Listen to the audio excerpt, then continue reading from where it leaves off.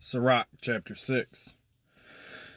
It says, which I'll continue the last verse of last chapter. It says, "In great and small matters cause no harm, and do not become an enemy instead of a friend." It says, "For a bad name incurs shame and reproach. So it is with the double-tongued sinner. Do not fall into the grip of passion, or you may be torn apart as by a bull.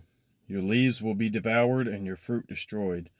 You will be left with a withered tree. Evil passion destroys those who have it, and makes them the laughingstock of their enemies. Pleasant speech multiplies friends, and a gracious tongue multiplies courtesies. Let those who are friendly with you be many, but let your advisers be 1 in 1,000.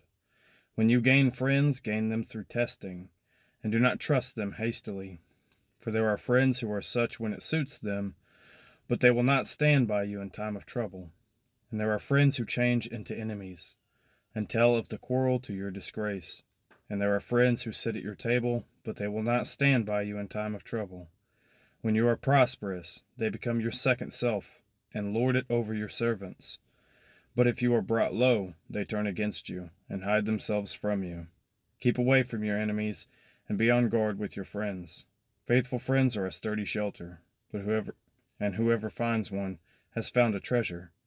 Faithful friends are beyond price. No amount can balance their worth. Faithful friends are life-saving medicine, and those who fear the Lord will find them. Those who fear Yahweh direct their friendship aright. For as they are, so are their neighbors also. My child, from your youth choose discipline, and when you have gray hair you will still find wisdom. Come to her like one who plows and sows, and wait for her good harvest. For when you cultivate her, you will toil but little, and soon you will eat of her produce. She seems very harsh to the undisciplined. Fools cannot remain with her. She will be like a heavy stone to test them, and they will not delay in casting her aside. For wisdom is like her name. She is not readily perceived by many. Listen, my child, and accept my judgment. Do not reject my counsel. Put your feet into her fetters, and your neck into her collar. Bend your shoulders and carry her, and do not fret under her bonds.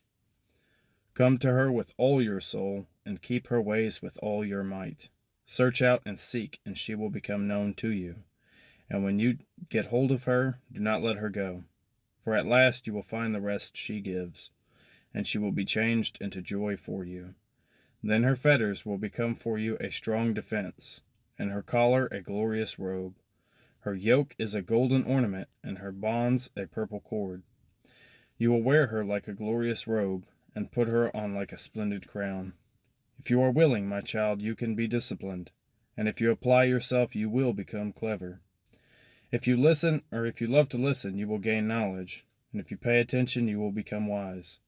Stand in the company of the elders. Who is wise? Attach yourself to such a one. Be ready to listen in every godly discourse, and let no wise proverbs escape you. If you see an intelligent person, rise early to visit him. Let your foot wear out his doorstep. Reflect on the statutes of Yahweh, and meditate at all times on his commandments. It is he who will give insight to your mind, and your desire for wisdom will be granted. That was Sirach Chapter 6. As always, fear God, keep his commandments. Bless you guys and shalom.